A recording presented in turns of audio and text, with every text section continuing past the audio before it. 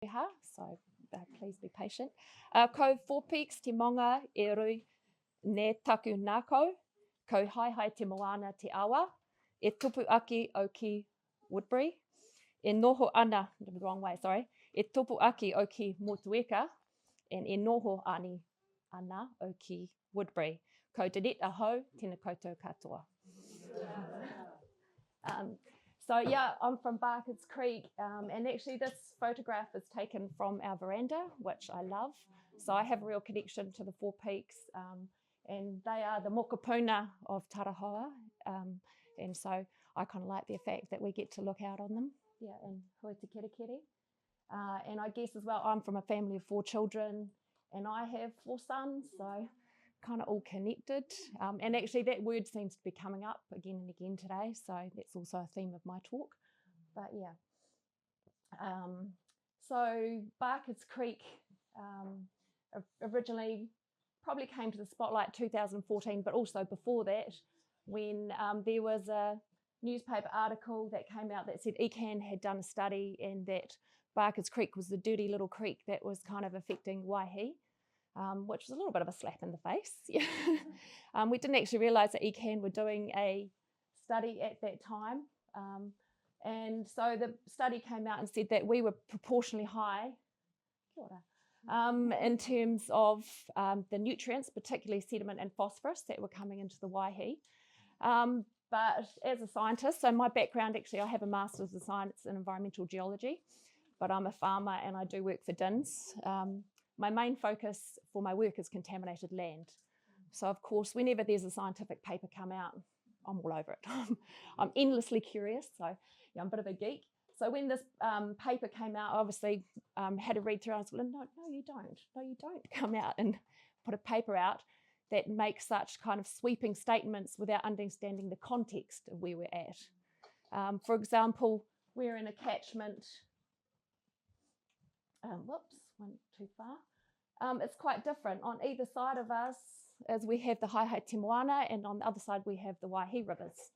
And so actually I should have probably put that little bit of perspective. Barkers Creek is about 45 minutes inland of Timaru. So we're close to the foothills. Yeah. But no one really knows it because it really is a proper little creek. And it's not like the big sort of Canterbury rivers that are beautiful and gorgeous and have the grey wacky cobbles and have this lovely, we're a little, this is actually Rokanui drains which lead into Barkers Creek, but we have a lot of clay, and I was going to bring clay today because I think people need to understand the difference between Northlanders know what clay is. yeah. I thought, well, I'll just end up wiping them up. Yeah, so we've got these beautiful big sort of Canterbury rivers either side of us, and that's where I felt was missing in that study, is the context sort of saying, it felt like in some ways they were saying, right, Waihi and Te Moana are these beautiful 6'2" gorgeous blondes, and they've got these figures like this. And Barkers Creek is kind of like this squat, mousy brown cousin that's always considered really, really plain.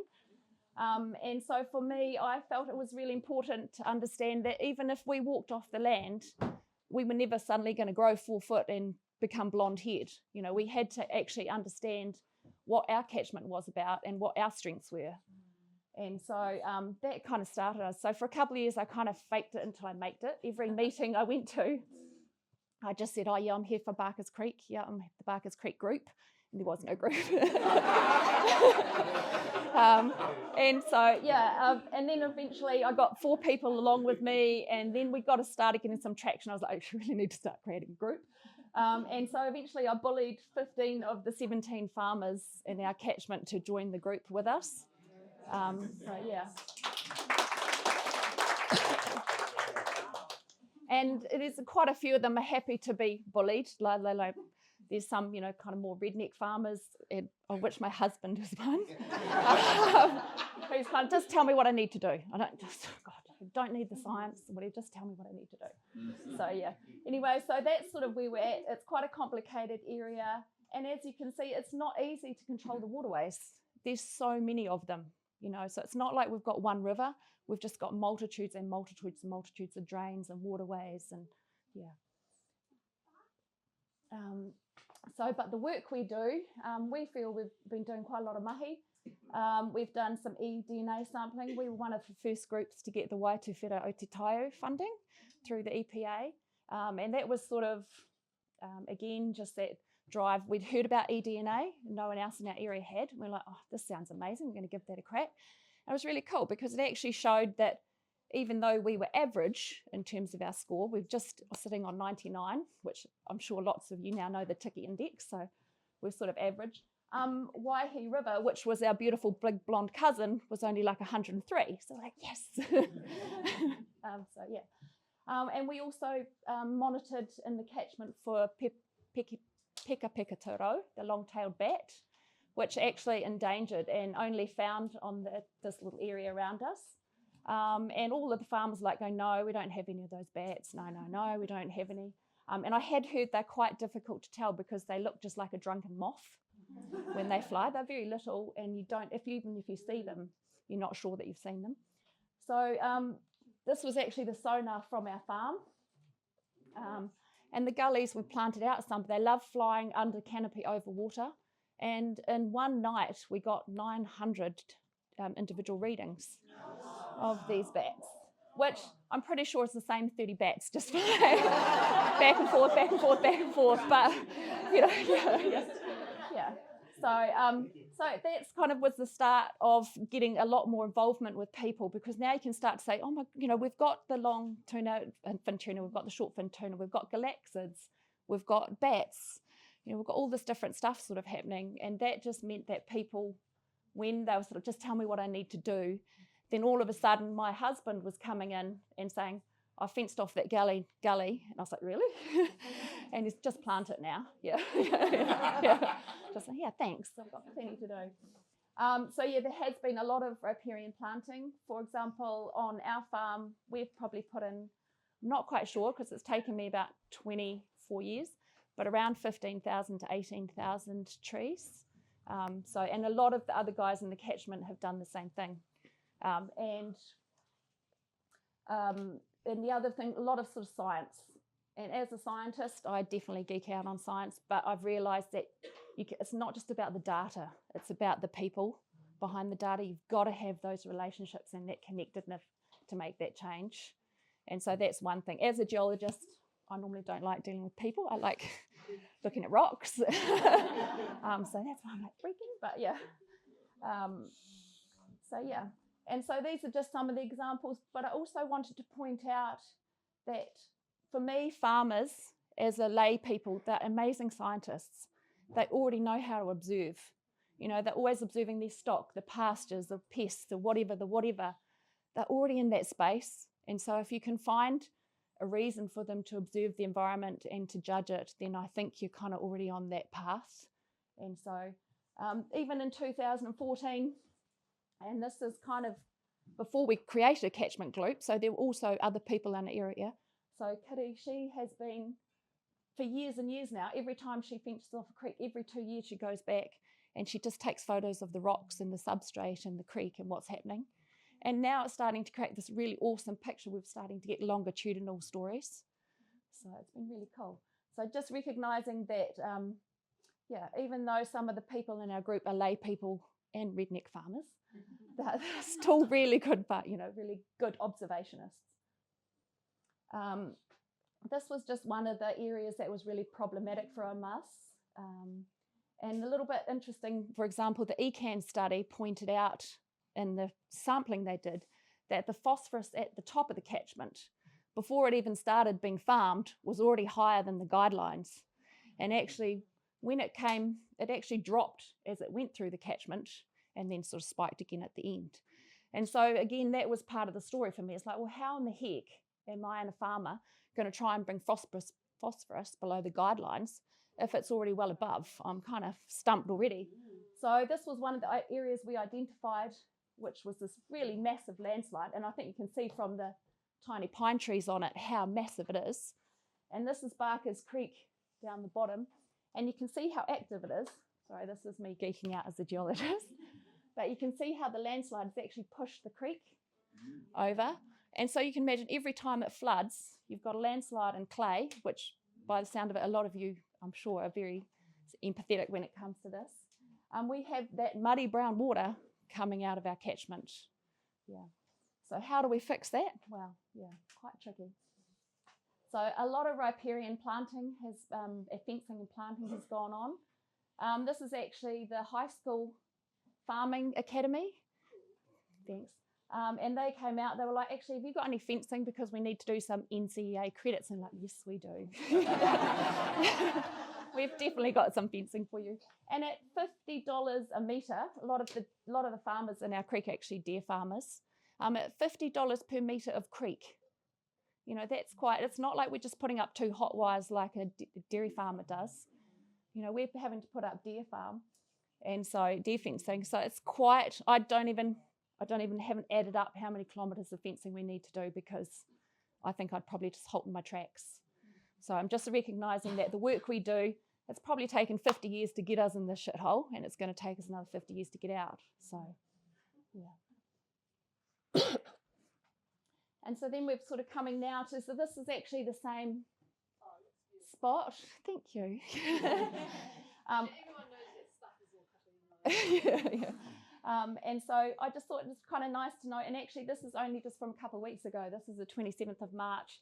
I'd just like to thank, in terms of that connectiveness, people like Helena and Courtney, Holly and Phil's and stuff, just, you kind of don't know when you're working along by yourselves how important it is to have those people come in behind you. Living Landscapes, who's our catchment collective and I'm on the board of that, we were quite nervous when we heard that Mountains Tigers Conservation Trust got the funding, mainly because we've been scrambling, even to find 10 grand to do a project. And when we heard like millions and millions of dollars had been given to a group to provide coordinators, it was like, oh, you know, just give us some money so we can do some stuff. But the value of having, you know, Helena and Phil's and stuff behind us has been amazing. So thank you very much. And the other area, so just in terms of the innovation that we've done, so one of the really positives that's come out of working with EOS Ecology is getting the Waitaha Fund. As you know, whenever you go for a fund, you've kind of got to provide your in-kind contribution. And we're happy to provide, so it was a really amazing confluence of meetings with ECAN and EOS and our group, and that we wanted to do some water quality studies to follow up on David Kelly's, because we felt, right, he's done his, now we want a chance to actually see if we've made a difference or baseline more clearly where we need to go. And so we got the Waitaha Fund, and that I put down to having Helena very kindly come up with our community-based training and our monitoring, and also write the fact how much it would probably cost if we were actually to pay for it. And so when we were able to put that into ECAN, it came across as some really amazing in-kind contributions. So that was really cool. So we've just done that monitoring training, and we actually sort of, just as part of that, we've spread that to within our Living Landscapes. So now we've got 10 people across our area, not just down our catchment, who can do really good high quality monitoring. So that was, and it was a gorgeous day in the creek. So I mentioned the Waitawhera. We also have an in-stream woodchip denitrifying bioreactor, try and say that, which takes, it's like a woodchip in a trench, and as the water passes through it, the bacteria in the woodchip actually strip the nitrate out. So yeah, we've had to do research. I'm running out of time, so I'll just flick on, because this is our latest, my latest passion project, I guess, is dung beetles. Recognising that the further you are from the source of the contamination, the less effective the mitigations are and the more expensive they are. So we tried to look around knowing that we've got these clays, we've got these rolling downlands, we've got these little creeks. How do we, rather than put in, you know, $50 million worth of deer fencing and millions and millions of dollars worth of wetlands, how do we step back a bit and actually try and find a solution that helps us on the ground? And so we've put in the dung beetles, which are all from Northern Europe. There's a company up on the North Island that breeds them in New Zealand. And so we partnered with the OTOP Zone Committee, which is our local ECAN water zone committee, and they half funded. So actually the farmers in our catchment, everyone put up, the group came together and we put up $20,000, which was quite a big commitment for some of these guys to come together and say, yeah, actually, we believe this might be something that's useful. And OTOP matched our funding. And so all of the beetles that we've got will actually tunnel down anywhere between 30 to 60 centimetres or more. So they're going to increase that aeration. And of course, they take the dung down, which means there's less dung now that's going to roll off into the creek. So we had to release 4 different seasons worth of beetles. So we've got our last autumn season just due in the next week or 2, which is a beautiful bronze beetle. So that'll be quite fun. Yeah. But really cool, people loving that. The kids love it. You have to get buckets of dung, you know, dig them. We get the school out and they get to tip dung and beetles everywhere. And so it's pretty cool. Yeah. Right, I think I tried to keep it on time. Did I do good? Fantastic. Yes.